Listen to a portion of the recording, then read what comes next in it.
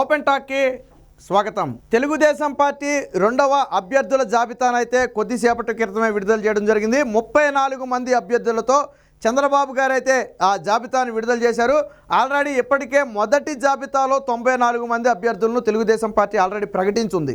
ఇప్పుడు 34 మంది అభ్యర్థులను అంటే మొత్తంగా 128 మంది అభ్యర్థులను తెలుగుదేశం పార్టీ ప్రకటించింది. మొత్తంగా 175 స్థానాల్లో పొత్తులో పోను 144 స్థానాల్లో తెలుగుదేశం పార్టీ పోటీ చేస్తుంది.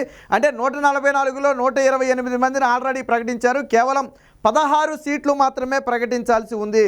సో అది కూడా 2-3 రోజుల్లోనే ప్రకటిస్తారని చెప్పి తెలుగుదేశం పార్టీ అయితే చెబుతూ ఉంది. అంతలో అంటే ఇప్పటికే ఆల్రెడీ జనసేనకు బీజేపీకి కూడా సీట్లు కేటాయించారు. వారు కూడా తమ సీట్లను త్వరలోనే అనౌన్స్ చేస్తారని చెప్పి ఊహాగానాలు అయితే వస్తున్నాయి. ఈ 34 నియోజకవర్గాలు ఏంటి, ఆ నియోజకవర్గాలను ఎవరెవరి అభ్యర్థులుగా ప్రకటించారనే అంశాన్ని ఒకసారి మనం పరిశీలిద్దాం. సో లిస్ట్ అయితే ఇదే, మనం ఇక్కడ చూడవచ్చు. ఇక ఇది నియోజకవర్గం, ఇది అభ్యర్థి పేరు నరసన్నపేట బొగ్గు రమణమూర్తిని, అలాగే గాజువాక పల్లా శ్రీనివాసరావుని, చోడవరం వచ్చేటప్పటికి కేఎస్ఎన్ఎస్ రాజుని, అలాగే మడుగుల పైలా ప్రసాదు, ప్రత్తిపాడు వరపుల సత్యప్రభకి అయితే ఇవ్వడం జరిగింది.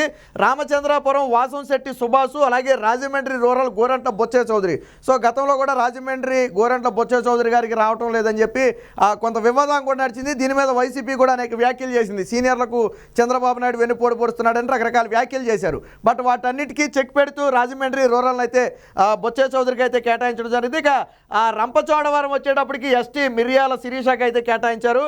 కొవ్వూరు ఎస్సీ సామాజిక వర్గానికి కొవ్వూరు ముప్పిడి వెంకటేశ్వరరావుకి అయితే ఇవ్వడం జరిగింది. దెందులూరు చింతమనేని ప్రభాకర్. సో ఎప్పుడైతే ఈ గోరంట్ల బొచ్చే చౌదరితో పాటు చింతమనేని సీటుకు సంబంధించి కూడా రకరకాల పుకార్లు అయితే షికారులు చేశాయి. ఈసారికి చింతమనేని ప్రభాకర్కి సీట్ ఇవ్వటం లేదని, వాళ్ళ కుటుంబంలో ఎవరో ఒకరు పోటీ చేస్తారని, వాళ్ళ కూతురు పోటీ చేస్తారని, బంధువులు పోటీ చేస్తారని రకరకాల విమర్శలు అయితే తీసుకురావడం జరిగింది. సో వాటన్నిటికీ చెక్ పెడుతూ చింతమనేని ప్రభాకర్ని అయితే ప్రకటించడం జరిగింది. ఇక గోపాలపురం మద్దిపాటి వెంకటరాజు, వాస్తవానికి ఈ గోపాలపురంలో గతంలో ముప్పిడి వెంకటేశ్వరరావు పోటీ చేయడం జరిగింది. 2014 కానివ్వండి, 2019 కానివ్వండి, ముప్పిడి వెంకటేశ్వరరావు పోటీ చేయడం జరిగింది.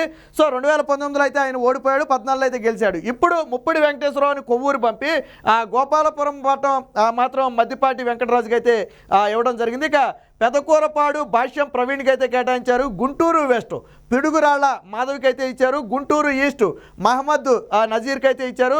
గురజాల ఎర్రపెత్తనేని శ్రీనివాసరావు, ఇది అందరికీ తెలిసిన సీటే. ఇక కందుకూరు కూడా ఇంటూరు నాగేశ్వరరావు, ఇది కూడా అందరికీ తెలిసిందే.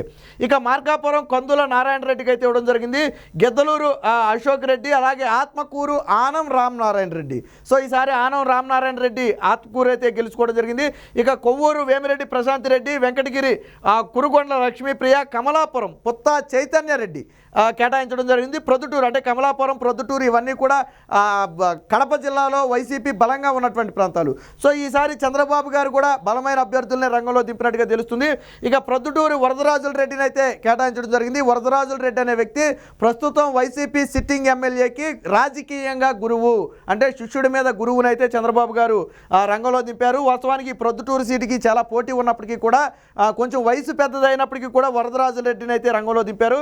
ఇక ఎస్సీ కాన్స్టిట్యున్సీ నంది కొట్కూరుకి అయితే గిత్తా జయసూర్యని అయితే దింపడం జరిగింది. ఇక ఎమ్మగునూరు జయ నాగేశ్వర్ రెడ్డిని, అలాగే మంత్రాలయం రాఘవేంద్ర రెడ్డిని, పుట్టపర్తి పల్లె సింధూరారెడ్డిని నింపారు. కదిరికి వచ్చేటప్పటికి కందికుంట యశోదాదేవికి ఇచ్చారు. మదనపల్లి షాజహాన్ బాషాకి అయితే ఇవ్వడం జరిగింది. ఇక పొంగనూరు చెల్లా రామచంద్రారెడ్డి, ఎవరైతే పెద్దిరెడ్డి రామచంద్రారెడ్డి ఉన్నారో, సో పెద్దిరెడ్డి రామచంద్రారెడ్డి మీద ఈసారి పోటీ చేయబోయే వ్యక్తి చెల్లా రామచంద్రారెడ్డి. అయితే బాబు అంటే ఎక్కువ మందికి అర్థమవుతుంది. ఇక చంద్రగిరి వచ్చేటప్పటికి పులివర్తి నాని, అసలు పేరు వచ్చేటప్పటికి వెంకట మణిప్రసాద్, కానీ పులివర్తి నాని అంటేనే ఎక్కువ మందికి అర్థమవుతుంది. ఆయనకైతే చంద్రగిరి ఇచ్చారు. ఇక శ్రీకాళహస్తి బొజ్జల వెంకట సుధీర్ రెడ్డికి అయితే ఇవ్వడం జరిగింది. ఇక సత్యవేడు వచ్చేటప్పటికి కోనేటి ఆదిమూలానికి ఇచ్చారు. ఇక పోతలపట్టు డాక్టర్ కలిగిరి మురళీమోహన్కి అయితే ఇవ్వడం జరిగింది. ఇది మొత్తంగా 34 నియోజకవర్గాలకు తెలుగుదేశం పార్టీకి ఇచ్చిన అభ్యర్థులు. సో ఈ అభ్యర్థులకు సంబంధించిన ఇతర డేటాను కూడా అయితే ఈసారి తెలుగుదేశం పార్టీ ఇవ్వడం జరిగింది. గతంలో ఎప్పుడూ కూడా ఇలాంటి డేటాను అయితే తెలుగుదేశం పార్టీ ప్రచురించింది లేదు.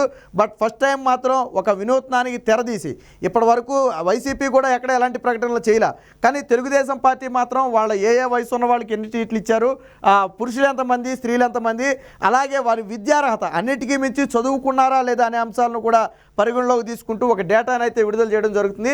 వయసు రీత్యా చూసుకుంటే 25 నుంచి 35 ఏళ్ల వయసు మధ్యలో ఉన్న వాళ్ళు 2 ఉన్నారు, 36 నుంచి 45 8 మంది ఉన్నారు, 46 నుంచి 60 ఏళ్ల మధ్యలో 19 మంది ఉన్నారు, అలాగే 61 నుంచి 75 ఏళ్ల మధ్యలో 3 ఉన్నారు, 75+ అయితే 2 మాత్రమే ఉండటం జరిగింది. అయితే ఇక్కడ మెజారిటీ సీట్లు చూడొచ్చు. మనం 36 నుంచి 60 ఏళ్ల మధ్యలో మాత్రమే మెజారిటీ సీట్లు ఉన్నాయి. 19-8 అంటే 27 సీట్లు, దాదాపు 27 సీట్లను మెజారిటీ మిడిల్ ఏజ్లోనైతే ఇవ్వడం జరిగింది. ఇక 60+ అనేది బాగా తక్కువ. వాస్తవానికి గతంలో సాంప్రదాయ రాజకీయాలకు భిన్నంగా ఇప్పుడు చంద్రబాబు గారు అయితే కొంచెం యంగ్లాగా అయితే ఇవ్వడం జరుగుతుంది. చాలా ప్రాంతాల్లో అందుకనే క్యాండిడేట్ని తప్పించి వాళ్ళ పిల్లలకు కూడా సీట్లు అయితే ఇవ్వడం జరుగుతుంది. సో ఇక పురుషుల స్త్రీలు ఎంతమంది అనేది చూసుకుంటే మనం పురుషులైతే 27 మంది ఉన్నారు, స్త్రీలు అయితే 7 మంది ఉన్నారు, మొత్తంగా 34 మంది ఉన్నారు. ఇక అన్నిటికీ మించి విద్యార్హత అత్యంత కీలకమైంది. ఇక్కడ విద్యార్హత ఈ 34 మందిని మనం పరిగణలో తీసుకుంటే పిహెచ్డి ఒకళ్ళు ఉన్నారు, పోస్ట్ గ్రాడ్యుయేషన్ అయితే 11 మంది ఉన్నారు, గ్రాడ్యుయేషన్ 9 మంది ఉన్నారు. అంటే పీజీ చేసిన వాళ్ళు 11 మంది ఉంటే డిగ్రీ చేసిన వాళ్ళు 9, అంటే పీజీ డిగ్రీ మీద దాదాపుగా 20 మంది ఉన్నారు. 34 మందిలో 20 మంది డిగ్రీ లేదా అంతకంటే ఎక్కువ చదివిన వాళ్ళే మనకి ఇక్కడ కనపడుతున్నారు. ఇక ఇంటర్మీడియట్ చదివిన వాళ్ళు అయితే 8 మంది ఉంటే 10th లేదా అంతకంటే తక్కువ విద్యార్హత ఉన్న వాళ్ళు మాత్రం 5 మంది ఉన్నారు. మొత్తంగా 34 మందిలో మెజారిటీ పీపుల్ అంతా కూడా మినిమం డిగ్రీ లేదా అంతకంటే ఎక్కువ చదివిన వాళ్ళే కనపడుతున్నారు.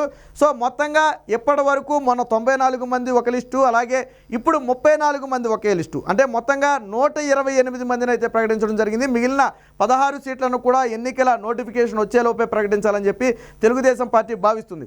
ఇక ఇదే సమయంలో వైసీపీలో వచ్చినట్టుగా అంతర్గత విభేదాలు అయితే తెలుగుదేశం పార్టీలో కూడా ఎక్కడా వచ్చినట్టుగా అయితే మనకి కనపడటం లేదు. ఎందుకంటే వైసీపీలో ఎప్పటికి కూడా మనం చూస్తున్నాం, ఎవరు ఎప్పుడు ఏ పార్టీలో ఉంటారో వెళ్ళిపోతారో తెలియక జగన్మోహన్ రెడ్డి సతమతం అవుతున్న పరిస్థితి.